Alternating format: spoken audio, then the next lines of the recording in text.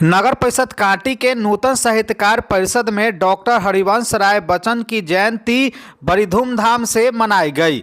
वहीं उनकी कविताओं का पाठ किया गया। कार्यक्रम में साहित्यकार चंद्रभूषण सिंह चंद्र ने उनके व्यक्तित्व एवं कृतित्व पर प्रकाश डालते हुए उन्होंने आज़ादी से पूर्व तथा आज़ादी के बाद कविताएं लिखकर हिंदी साहित्य में अपना बहुमूल्य योगदान दिया। मधुशाला के जरिए माध्यम से कुरीतियों पर प्रहार किया तथा छुआछूत और असमानता पर जमकर कटाक्ष किए। उन्होंने मधुशाला के माध्यम से भारतीय समाज में व्याप्त बुराइयों पर लोगों का ध्यान आकृष्ट कराया। कार्यक्रम में उनकी कविताएं नीड का निर्वाण, फिर लहरों का नियंत्रण तथा अंत में मधुशाला की रुबाइयों का काव्य पाठ किया गया। इस मौके पर स्वराजलाल ठाकुर, नंदकिशोर ठाकुर, परशुराम सिंह, राकेश कुमार, रोहित रंजन, पिनाकी झा,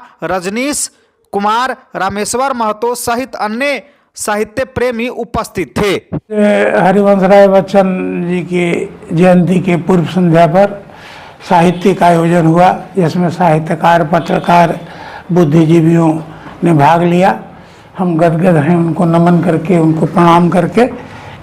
आज ये उनकी जयंती की पूर्व संध्या है और उनने जो कीर्ति स्थापित की है समाज में, देश में, उसके लिए आज भी लोग उनको याद करते हैं। आज भी लोग उनको, उनकी बहुत सारी किताबें, कहाँ से शुरू करूं, उनकी किताबों की चर्चा बहुत सारी उनकी किताबें आई, जैसे क्या कहते हैं, मधुशाला, मधुबाला, मधुकलश। मधुशाला तो 35 में ही प्रकाशित हुई थी और मधुशाला में जीवन का दर्शन है। मधुशाला हालाबाद की बात तो है ही, शराब की चर्चा तो है ही, पीने वालों की चर्चा तो है ही। उनने उसमें लिखा कि अगर हमारे अथी में ही क्या कहते हैं, हमारे सब यात्रा में भी जो लोग जाएं वो तमाम के तमाम लोग पिए हुए हों, एक भी ऐसा नहीं हो जो बिना पिए हमारे अर्थी को लेके जाए और वहाँ जाए वही लोग रोए जिनकी आंख से हाला गिरता हो और उस स्थान पर मुझे जलाया जाए जहाँ कभी मधुशाला रहा हो। ये लिखने वाला आदमी, मैंने ये मधुशाला जो है अध्यात्म के ऊंचाई पर पहुंची हुई पुस्तक है और हम लोग मधुशाला पर ही आज अगर चर्चा करें तो पूरा का पूरा दिन मधुशाला के चर्चा पर ही लग जाएगा। तो मधुशाला उनकी बहुत ही, उनने लिखा है कि जिसमें मस्ती है उसी की हस्ती है, नहीं तो जी रहा है जबरदस्ती है वह। कि इस भाव की रचनाएं उनने लिखी हैं।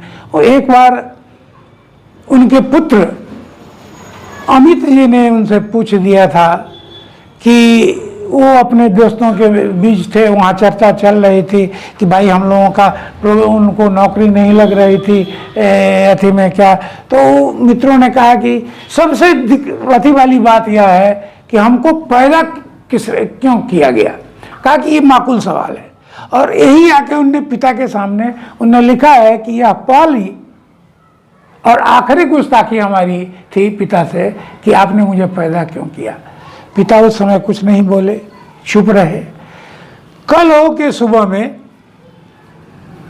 जब वो टहलने जाने लगे तो कागज का एक टुकड़ा उनके तकिया के नज़दीक रख दिया।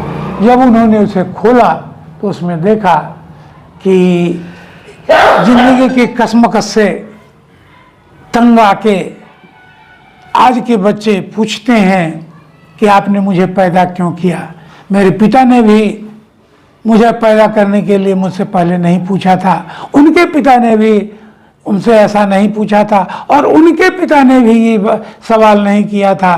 तो अब जिंदगी आए दिन या आने वाले दिन में जिंदगी की कसमकस और बढ़ेगी, दिक्कतें और बढ़ेगी, कठिनाइयाँ और बढ़ेगी, अतः तुम अपने बच्चों से पूछ के पैदा करना। और ऐसी दो टूक जवाब उनने अपने बच्चे को यह आश्वस्त नहीं किया कि हम तुम्हारे लिए ऐसा करेंगे वैसा करेंगे।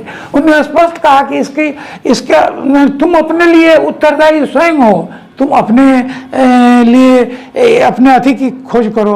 और ठीक उसके बाद ये अमिताभ ने बहुत सारे, ये अभी तो कौन बनेगा करोड़पति बीच में एक आध दो बार आई और उस प्रयास के बाद ये ऊंचाई पर पहुंचे इनके पुत्र। आज उनकी जयंती है, उनकी जयंती पर उन्हें सत सत नमन करते हैं, उनकी कृतियों को याद करते हैं और उन्हें नमन करते हैं। सब्सक्राइब करें हमारा चैनल प्रकाश न्यूज़ लाइव और दबाएं बेल आइकन हमारे खबर सबसे पहले देखने के लिए।